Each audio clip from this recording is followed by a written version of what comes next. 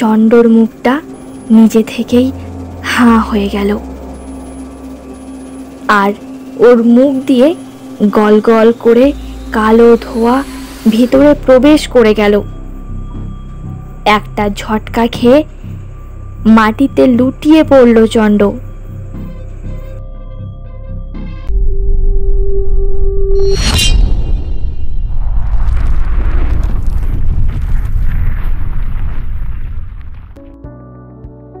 Hello বন্ধুরা, creative গল্পের ঠেক চ্যানেলে তোমাদের সবাইকে স্বাগত। আমি আছি তোমাদের সাথে তনিমা। তোমরা সবাই শুনছো দ্রাক্ষাণী পুনর্নির্মাণ সিজন 2, আর আজকের পর্ব হলো 20। তাহলে চলো বেশি দেরি না করে আজকের পর্বটা শুরু করা যাক।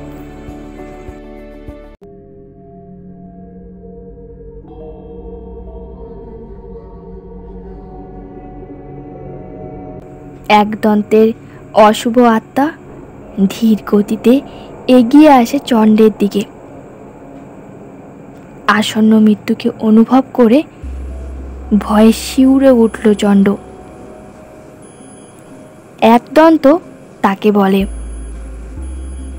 যাদের কৃষ্ণপক্ষের চতুর্দশী তিথিতে জন্ম আর চন্দ্র খুব দুর্বলভাবে বৃশ্চিক রাশিতে থাকে, কাল সর্প যোগ থাকে এবং লগ্ন ও সপ্তম এই অক্ষে রাহু কেতু অবস্থান করে, তাহলেও তাদের ভূতে ধরার সম্ভাবনা প্রবল। আর তুমি আমার সঠিক শিকার চণ্ড। আমি সেই ব্রাহ্মণ যে জীবন দশায় বিভিন্ন পাপ কাজে লিপ্ত ছিলাম। দেবীর পুজোর আসল পদ্ধতি লুকিয়ে তাকে বলির রক্তে রঞ্জিত করার পাপ, রাজমহিষী হত্যার পাপ, মৃতদেহের সাথে সঙ্গমে লিপ্ত হবার পাপ। এই সব পাপ করার ফলে মৃত্যুর পর আমার আত্মা এই জাগতিক দুনিয়া ছেড়ে সহজে যেতে পারেনি। আসলে হাজারো পাপ কাজের ফল মানবকে এই পৃথিবীতেই অতৃপ্ত আত্মা হিসেবে আটকে রেখে দেয়। তবে আমি হেরে গিয়ে কষ্ট ভোগ করার ব্যক্তি তো নই। আমি এবার কুলপুরোহিত থেকে রাজন হব।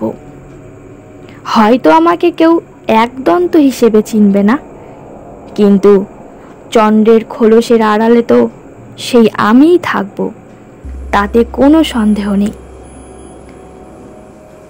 আমার বড় ইচ্ছা ছিল উর্মিকে হত্যা করে তার সাথে রীতিক্রিয়ায় মেতে ওঠার, কিন্তু সেটা অপূর্ণ থেকে গেছে। এবার সেটা পূর্ণ হবে। আর দেরি কিসের? এবার কাঙ্ক্ষিত লাভের যোগ শুরু হয়েছে। চণ্ড চেয়েও বাধা দিতে সক্ষম হয় না। তার যে দেহ বন্ধন করার পদ্ধতি জানা নেই, দেবত্বকে অপমান করার চরম ফল সে ভোগ করতে চলেছে। আর কোনো উপায় নেই বাঁচার। একদন্ত একদম কাছে এসে ঝুঁকে পড়ে চণ্ডের দিকে। কালো রঙের ধোঁয়া দিয়ে আকৃতি ধারণ করে আছে একদন্ত। চণ্ড বলে, আমাকে ছেড়ে দিন। আমার চাই না এই রাজ সিংহাসন। আমার চাই না কোনো ধরনের রাজ সুখের ভোগ। আমার স্থান শ্মশানে। আমি এক চণ্ডাল। আমার ভুল হয়ে গেছে। আমাকে দয়া করে যেতে দিন। বুঝেছি এই দ্রাক্ষা সিংহাসন কতটা ভারী। এর ভার বহন সেই করতে পারবে যে দেবীর আশীর্বাদ ধন্য। আমি কিচ্ছু চাই না, শুধু মুক্তি চাই। একদন্ত, সে তো সম্ভব নয়। তুমি আমার অন্তিম মুহূর্তকে প্রকট করার অস্ত্র কোথায় আছে তা জানো। আমি তোমায় বলেছি তা। তুমি সেই সব রহস্য জেনে গেছো যেটা তোমার জানা উচিত নয়। আমি তোমাকে ছেড়ে দিলে আশ্রয় কিসে নেব? এসো, আলিঙ্গন করো আমাকে। চণ্ডর মুখটা নিজে থেকেই হাঁ হয়ে গেল, আর ওর মুখ দিয়ে গল গল করে কালো ধোঁয়া ভেতরে প্রবেশ করে গেল। একটা ঝটকা খেয়ে মাটিতে লুটিয়ে পড়ল চণ্ড। শরীরটা মাটিতে পড়ে খিঁচুনি শুরু হলো। চণ্ড ধীরে ধীরে চোখ বন্ধ করে নিল। ধীরে ধীরে চেতনা হারাচ্ছে চণ্ড। এখন আপাতত শুধুই মৃত্যুর কাছে নিজেকে সমর্পণ করা ছাড়া আর কিছুই করণীয় নেই তার। চণ্ডর মুখ দিয়ে ভলকে ভলকে বেরিয়ে আসছে গেজা। সে অন্তিমবার নিজের সম্পূর্ণ চেতনা হারাবার আগে স্পষ্ট দেখতে পেল রাজন ইন্দ্রাশিসকে। তিনি দাঁড়িয়ে আছেন চণ্ডের সামনে।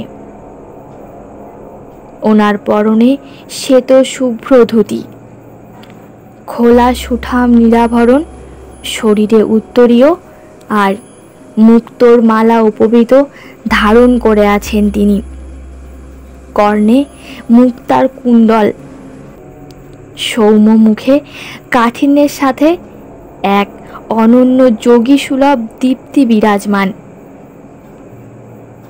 রাজন যে শুধুই একজন ভোগী রাজা নন, তাকে ভালো করে দেখলেই সেটা স্পষ্ট হয়।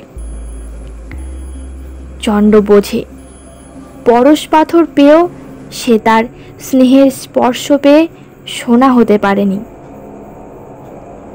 বইমাত্রেও ভ্রাতার কাছে কিছুই শিখতে পারেনি সে।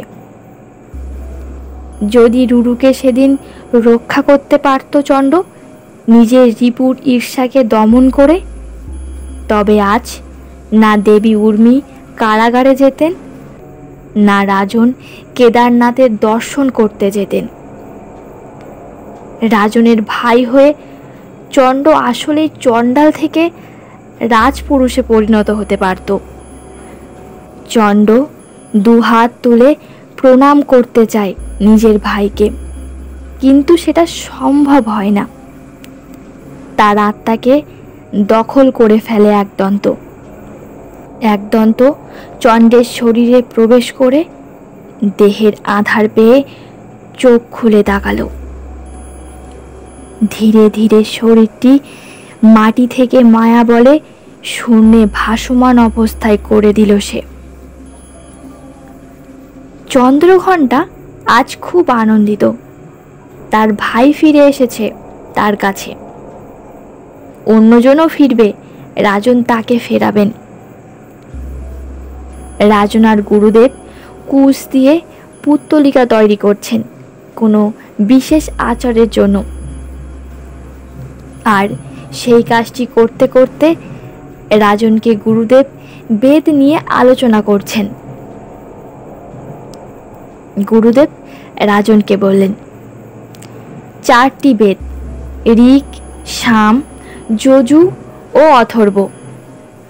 কিছু ভুল তথ্যের ভিত্তিতে আমরা বুঝতে বাধ্য হয়েছি যে এর সংহিতা অংশটিই বেদ। বেদ বলতে আর কিছু বুঝি নেই, থাকলেও তা তেমন গুরুত্বপূর্ণ নয়। আসলে এই সংহিতা কথাটির অর্থ সংহত, যা যুক্তাক্ষরে যেগুলি পাঠ করা যায়। আসলে এই অংশের নাম মন্ত্র। এই মন্ত্রের আরও 7 রকম পাঠ রীতি। বেদের 2টি প্রধান বিভাগ, একটি মন্ত্র অংশ এই একটিতেই সংহিতা নামের প্রচার করা হয়েছিল 200 বছর আগে। অপর অংশের নাম ব্রাহ্মণ। রাজন। এই ব্রাহ্মণ অংশের 3টি বিভাজন: ব্রাহ্মণ, অরণ্যক ও উপনিষদ। প্রত্যেকটি মন্ত্র অংশের ব্রাহ্মণ, অরণ্যক ও উপনিষদ ছিল। আবার মন্ত্র অংশের চর্চারীতি অনুসারে বিভিন্ন শাখা ছিল। ঋগ্বেদের 21টি শাখা বা সংহিতা ছিল। এখনো পর্যন্ত পাওয়া গেছে মাত্র 3টি। সামবেদের অসংখ্য শাখা ছিল, কারণ এগুলি গ্রামগেয় ও অরণ্যগেয় ছিল। ফলে গ্রামে ও অরণ্যে এগুলি গাওয়া হতো ও রচিত হতো। ফলে সেগুলি স্থানীয়ভাবে রক্ষিত থাকলেও পরে ধ্বংস হয়ে গিয়েছে। এখন পাওয়া গেছে মাত্র 3টি। যজুর্বেদের 27টি শাখা ছিল, পাওয়া গেছে মাত্র 2টি। অথর্ববেদের কতগুলি শাখা ছিল সেটা সঠিক জানা যায় না। এই গেল মন্ত্র অংশের হিসেব। মোট 8টি ব্রাহ্মণ এখন পাওয়া গেছে। প্রতিটি বেদের মন্ত্র শাখায় একটি করে সংশ্লিষ্ট ব্রাহ্মণ ছিল। ফলে যতগুলি সংহিতা ছিল ততগুলি ব্রাহ্মণ ছিল বলেই ধরা যায়। ব্রাহ্মণগুলি গদ্যে লেখা। এর মধ্যে জ্ঞানের প্রণালী, তাৎপর্য, উদ্দেশ্য ব্যাখ্যা ও আখ্যানও আছে। অরণ্যক ও উপনিষদ এই ব্রাহ্মণেরই অংশ।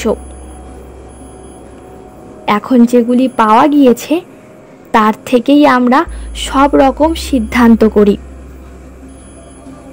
19 শতকে এই প্রাপ্ত অংশ থেকে এমন সব প্রচার করা হয়েছে যে এর বাইরে আর কিছুই নেই।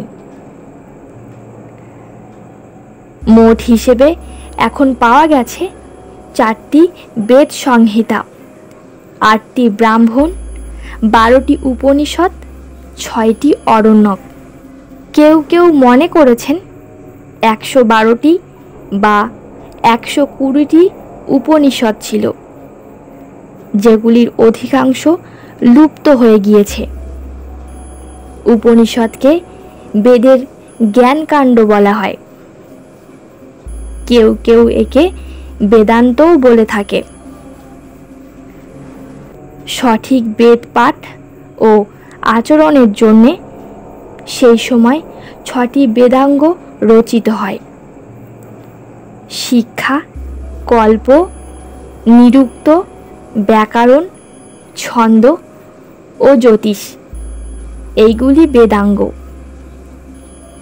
যার 4টি শ্রেণী বিভক্ত: সৌতসূত্র, গৃহসূত্র, ধর্মসূত্র ও শুল্কসূত্র। বেদের যজ্ঞকে বলা হতো সৌতযজ্ঞ। এটি শ্রুতি শব্দ থেকে জাত। শ্রুতি কথার অর্থ যজমানের কাছে এগুলি শ্রুতি দ্বারা ফল লাভ হতো। সেই জন্য বেদের আরেক নাম শ্রুতি। গুরুদেব: সাধু রাজন, সাধু। আপনার জ্ঞান ভাণ্ডার অসীম। রাজন: সেসব তো ঠিক আছে গুরুদেব, কিন্তু আমার মনটা বড়ই অস্থির লাগছে আজ। কেন জানি না মনে হচ্ছে কোনো আপনজন আমার কথা মনে করছে, তার আমার সাহায্য প্রয়োজন। যেন কোনো স্বজন হারানোর শোক পুনরায় পেতে যাচ্ছি আমি, অথচ আমার স্বজন বলতে এখন শুধুই উর্মি। আমার একমাত্র পুত্র, সে তো কোথায় হারিয়ে গেছে। তবে কি তার কোনো জীবন নাশের পরিস্থিতি সৃষ্টি হলো?